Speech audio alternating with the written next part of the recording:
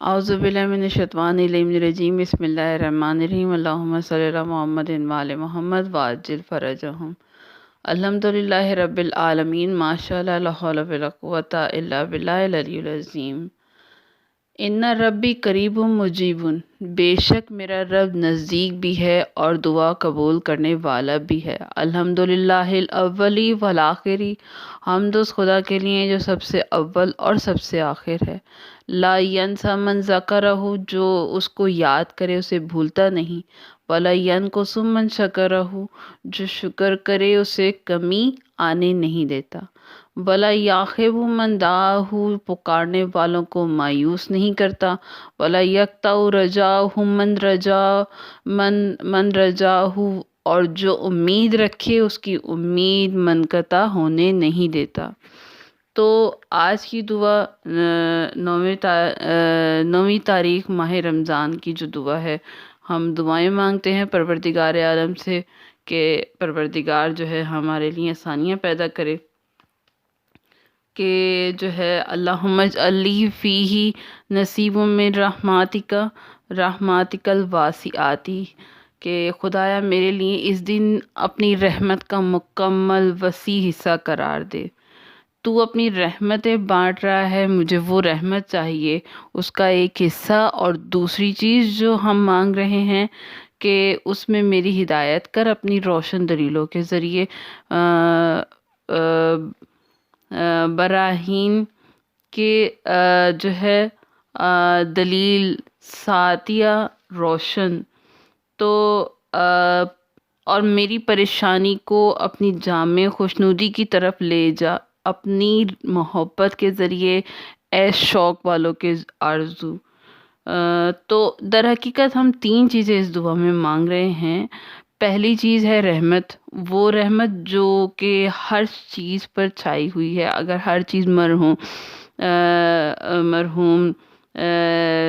رحمت الہی جو ہے جس میں شامل حال ہے، اگر ہم جو ہے اپنی لغزشوں کی وجہ سے، کوتاہیوں کی وجہ سے رحمت الہی سے دور ہو جائیں تو میرے لیے کتنی بڑی جو ہے بد قسمتی ہوگی۔ حدیث میں بھی ہے کہ ذکر الہی جو کرتا ہے وہ شامل حال رحمت الہی قرار پاتا ہے۔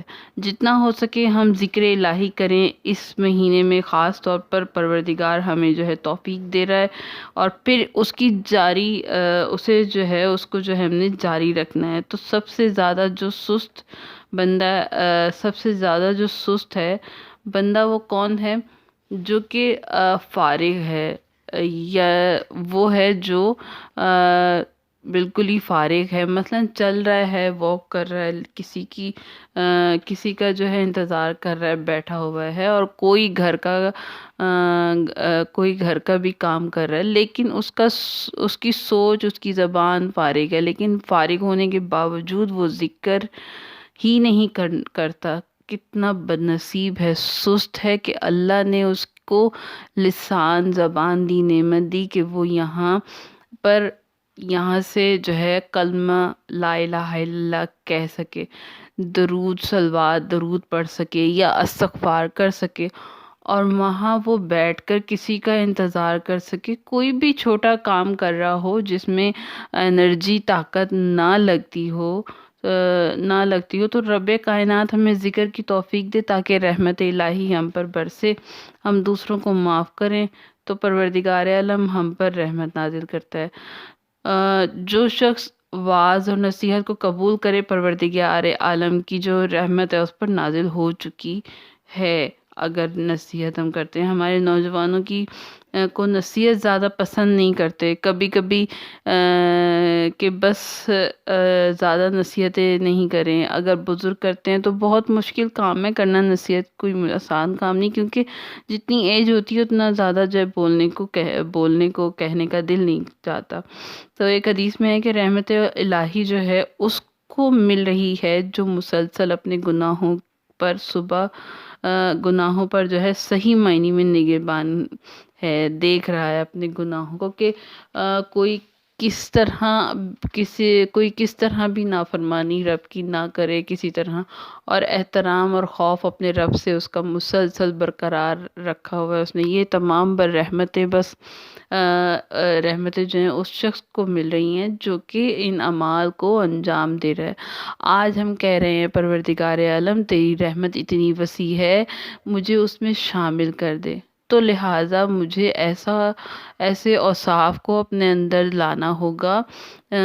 دوسری چیز جو ہم نے مانگنی ہے وہ ہے تیری روشن دلیلوں کے ذریعے تو مجھے ہدایت پر گامزن رکھ۔ ہم جانتے ہیں کہ دو جو روشن دلیلیں جو ہیں وہ اہل بیت اور قرآن ہیں۔ تو قرآن ہے تو یہ اللہ کی روشن دلیلیں ہماری زندگی کو کس طرح سے منور کر رہی ہیں، تو پھر کس طرح منور کر رہی ہیں اس کے وَخُذْ بِنَاصِیَاتِی، یعنی کہ ناسیاتی الی مرضاتک الجامعاتی۔ اس سے کیا مراد ہے؟ ایک جو اس کی تشریح کی گئی وہ اس طرح سے ہے کہ کیونکہ جس طرح سے انسان سجدہ کرتا ہے، سر زمین پر رکھتا ہے، تو وہ بہترین پوزیشن اور حالت ہے جس میں وہ پروردگار عالم سے قربت حاصل کرتا ہے۔ تو کہا جا رہا ہے پروردگار عالم مجھے ایسے سجدے کرنے کی توفیق دے، ایسی عبادت کرنے کی توفیق دے کہ جس کے ذریعے میں تیری تیری جو ہے رضائیت کو حاصل کر سکوں، جس کی تمنا ہر مومن کو ہے۔ لہٰذا ان چیزوں کو جو ہم آج مانگ رہے ہیں پروردگار عالم ہماری زندگیوں میں لائے، تو بے محباتک یا اعمال المشتاقین، کیسے مانگ رہے ہیں؟ اپنی محبت کے ذریعے سے۔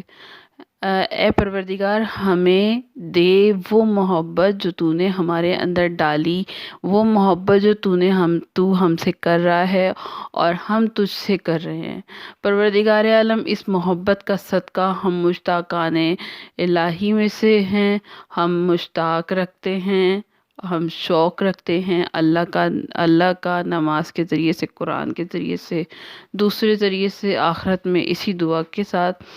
تو اسی دعا کے ساتھ کہ پروردگار عالم تیرے دربار میں ہم حاضر ہوتے ہیں، بڑے گناہ گار ہیں، اپنے گناہوں پر شرمسار ہیں، لیکن تیرے در کے علاوہ ہمارا کوئی نہیں ہے۔ تجھے ہم پکارتے ہیں، تجھے صدقہ دیتے ہیں اور وسیلہ بناتے ہیں اپنے وقت کے امام کو اپنے وقت کے امام کو، امام زمانہ کو، ان کے ظہور کی دعا کرتے ہیں۔ مولا تمام مومنین جو پریشان حال ہیں ان کی مشکل کشائی کر سکتے ہیں آپ۔ مولا اپنے ظہور میں جلد تعجیل فرمائیں۔ مولا ہمیں توفیق دے امام کی غیبت میں جیسے رہنے کا حق ہے وہ حق ہم ادا کر سکیں۔ بی بی زینب کے اجڑے گھر کا واسطہ جو ایسا اجڑا کہ پھر بی بی سیدہ کے اجڑے گھر کا واسطہ کہ جو ایسا اجڑا کہ پھر آباد نہ ہو سکا، اس اجڑے گھر کا واسطہ جو خود بھی دوسرے گھروں کی وجہ سے پریشان ہیں، ان کی بارگاہ میں عطا کر دے، ان کو ایسی وسیع بارگاہ عطا کر دے کہ وہ مجلس ماتم کروا سکیں اور تیری خوشنودی کے لیے عبادت الہی میں اپنے آپ کو مشغول رکھیں۔ اس بیمار امام کا واسطہ، اس قیدی امام کا واسطہ کہ جس کو کوئی غم نہ تھا، توق اور زنجیر دھوپ میں تپ جاتے تھے اور پالوں اور پھوپھیوں بہنوں کی بے ردائی نے مولا کو خون کے آنسو روتے، مولا خون کے آنسو رلایا۔